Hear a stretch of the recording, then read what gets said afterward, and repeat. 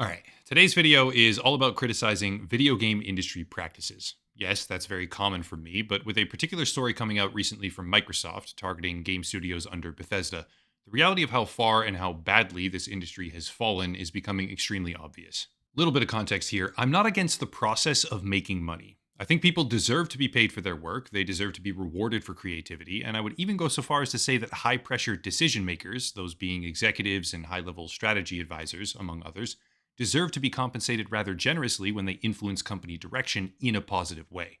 However, what we see right now in the video game industry is not fair compensation, it's parasitic leeching, and it's gotten so bad lately it's effectively metastasizing like a cancer. Those are very strong words, I know, but allow me to back them up and discuss what's really happening, because when the full picture is laid out completely, I'm pretty sure the evidence will be rather compelling.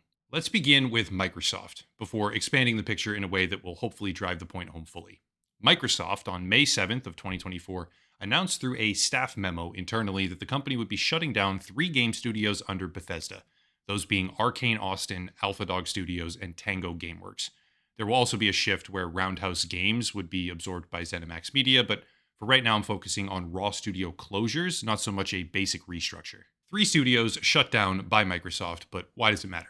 Well, it matters because right around the exact same time, separated by a few months here, but that's not really a whole lot in the grand scheme of things, Activision Blizzard CEO Bobby Kotick, number 45 on the As You Sow list of most overpaid CEOs in America already before this, was retiring from the company at the end of 2023. Except he wasn't just leaving, he was also getting a roughly $400 million bonus as a result of the Microsoft acquisition, largely because of the stock he holds on his way out the door. And therein lies the problem. See, Arcane Austin, on LinkedIn at least, is listed as having between 51 and 200 employees. Alpha Dog Games has between 11 and 50, and Tango Gameworks is 51 to 200 as well. More precisely, the numbers are about 150 at Arcane, 15 at Alpha, and 65 at Tango. But for the sake of math, let's round up here and say maybe 250 total. 250 employees spread across three studios, where those studios have been responsible for some truly incredible games, by the way, like Prey, for instance, which was a very fun experience that, in my opinion at least, deserved to have a sequel. That's a bit of a tangent, but there's some really cool games from these studios that I think deserve more attention. Regardless, 250 employees, three studios, but how much does it realistically cost them to operate? This is where it gets tricky, so I'll be assuming some inaccurate numbers just to demonstrate my point fully, but the real figures are even worse, so please keep that in mind. According to ZipRecruiter, the average salary for a game developer is $108,000 per year, with the upper limit being about $180,000. So let's assume $180,000. This would mean that 250 employees, all being paid the absolute maximum of their industry range, would cost roughly $45 million per year. Side note, I do know that there's like health insurance and stuff and different retirement funds. Like there's all sorts of things that go into this. So I know it's not a precise number in that way, but this is again just for the sake of basic math. $45 million per year is just over 1/10 of the bonus structure awarded to Bobby Kotick, which means that the windfall bonus an exiting CEO received could have kept mostly every single employee that they just fired on the payroll at their maximum industry pay or maybe slightly below, which would have been like 80% higher for most of them than what they got before that anyway, for a fucking decade. That's insane.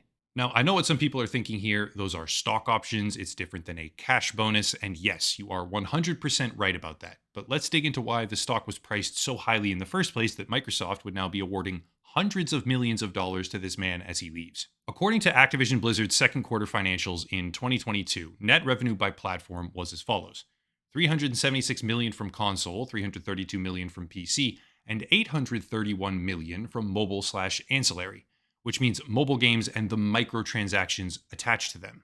831 million. That is significantly more than both PC and console platforms combined, and it showcases plain as day that Activision Blizzard has been deliberately shifting away from the production of actual video games in favor of predatory monetization schemes and low-quality products. Take Diablo Immortal as an example here, or consider the fact that Bobby Kotick himself personally was a primary factor behind the lackluster end result of Diablo 4, or the chaotic situations regarding Overwatch 2, because, quote, it was Kotick who decided to launch Overwatch 2 on Steam without providing any help to the team after harming the game's development and blaming a decline in the company's stock price on those delays in order to cover up scandals, end quote. See the picture forming here? CEO of a major game publisher, hyperfixated on the value of his company's share price, negatively impacts high profile projects frequently at his own studios, shifting the entire direction towards predatory, low quality mobile games in the process, all for the sake of bolstering share price, which then results in a $400 million payday for him personally, right around the same time that Microsoft closes down 3 separate studios, which could have been funded at a massively overinflated premium, most likely, for an entire decade, just with the bonus money that the CEO got from those shares. Hopefully, we're starting to see the problem here, at least conceptually. Still, that's just one example, so how about another one that's possibly even more egregious, this time coming from Take-Two Interactive? Strauss Zelnick. That's the guy we got to focus on. Strauss Zelnick is very well established as the CEO of Take-Two Interactive, so much so, in fact, that he recently signed on to continue in that role through 2029. That's a long-term contract, but hidden away inside that contract is a very interesting paragraph about performance awards. Quote, performance-based award. The company will make 3 separate grants of performance-based restricted stock units to Zelnick Media, the performance awards, equal to the number as is determined by dividing roughly 9 million, 10 million, and 13 million, respectively, by the reference price, which units represent the target number of performance-based restricted stock units that are eligible to vest, with the maximum number of performance-based restricted stock units being equal to 200% of the target amount. Continuing on, each performance award will be divided into 2 categories of vesting as follows. 1. 25% of the restricted stock unit award will be based on an operational performance metric relating to recurrent consumer spending during the applicable performance period and will vest in June 2024 with respect to the first grant and June 2025 with respect to the second and third grants. And 2, 75% of the restricted stock unit award will be based on the performance of the company's stock price relative to the NASDAQ 100 index during the applicable performance period and will vest in June 2024 with respect to the first grant and June 2025 with respect to the second and third grants. End quote. I know that was boring, but let's break it down into common English. First, Zelnick Media is a private equity firm that Strauss Zelnick founded and serves as managing partner for. Zelnick Media is set to receive a substantial performance award from this contract, which is awarded in stock options and subsequently based on 2 measurement criteria. Number 1 is recurrent consumer spending, which means the amount of microtransactions that players are funneled into buying, which quite obviously incentivizes him to push the concept as hard as he possibly can in all of their products. And number 2 is the company's share price. This means that the CEO is now receiving hefty bonus compensation, in the tens of millions of dollars, by the way, based on how hard they can push their players into predatory microtransaction spending and how high they can get the company's share price off the back of that low-cost, high-yield profit mechanism. Meanwhile, in the Schedule 14A proxy statement from Take-Two Interactive, filed with the SEC, quote, the Board of Directors and Compensation Committee believe that the services provided by ZMC, that's Zelnick Media Corporation, inclusive of the services of Mr. Zelnick and Mr. Sladoff, are a competitive advantage to Take-Two. The Board of Directors and the Compensation Committee regularly evaluate the relationship with ZMC to ensure that it is still the appropriate management structure for the company, end quote. And a few lines down, total compensation of $72 million. Remember, early on, I did say that I have no issue with someone being paid for their labor, so maybe Strauss Zelnick and Carl Sladoff are just unbelievably talented and therefore deserve those figures. But at the very same time, Take-Two Interactive is laying off 600 workers and canceling multiple developing projects. Why could this be? Because the work that these executives are doing is more akin to personal enrichment than anything else, at the direct expense of game quality, player experience, and worker salary. If you have a bonus structure that incentivizes you to add as many microtransactions as you possibly can and then force them on players as hard as you possibly can figure it out, that's what you're going to do.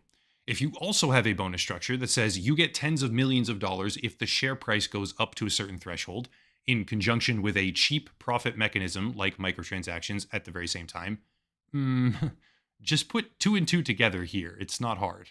When all of these things are simultaneously true, the obvious way to enrich yourself is to cut basically everything other than high-paying, microtransaction-laden products. Fire everyone who isn't critical to those products, increase your company's price per share as a result of these decisions, thereby harvesting more of it for yourself in the process, and then exit the company at some eventual endpoint for a ridiculous windfall payout based on how long you maintain that cycle. It's a very convoluted system of extracting value, but it is, make no mistake here, extracting value at the expense of pretty much every single party involved other than the executives themselves. The players suffer because legitimate products get thrown in the garbage, especially projects that fail to service a bonus structure built on microtransactions. The developers suffer because they are directly expendable on the basis of how much their job contributes to the goal of forcing more players to buy in game items. And some people might think, well, at least the investors benefit here, which is true short term, but long term, the system cannot possibly be sustained because forcing players to spend more and more every day on increasingly faulty or lackluster products will eventually plateau, or worse yet, collapse fully. Gaming companies, at least major AAA publishing companies in particular, are currently on a very fast and accelerating downward spiral, where the captains at the helm of the ship are being directly paid to make their own products worse for the player base. They're being incentivized at the highest conceivable level to cut staff, cancel projects, and devote all of their resources into manipulative and predatory monetization schemes, and then pump up the share price so that they can exit the company one day with hundreds of millions of dollars. Instead of pursuing that cycle, they could be funding dozens and dozens of smaller studios, pursuing creative new projects, developing fresh IP, and regaining the trust of their audience. But that method, compared to the cycle executives are engaging in right now, is incredibly high risk, with a lack of established and immediately achievable reward schemes, leaving us with a very well established pattern of unchecked greed, which is now on display pretty much every single news cycle for one reason or another. In the end, I'm not exactly sure what can be done about any of this. A lot of this hinges on the executive decision making of a small group of people who are directly motivated not to change it in any way, shape, or form. But the pattern is unsustainable long term, and it kind of feels like the boiling point is right around the corner. Regardless, all of it remains to be seen, and that's kind of the end of the video. If you want a VPN, we have a very special deal down below, so click that and try it. Also, Patreon and Locals, monthly subscriptions, which are the best way to contact me directly. Those are great, and more, but I'll cut it there and stop rambling. As always, thank you all for watching, question everything, and have a nice night.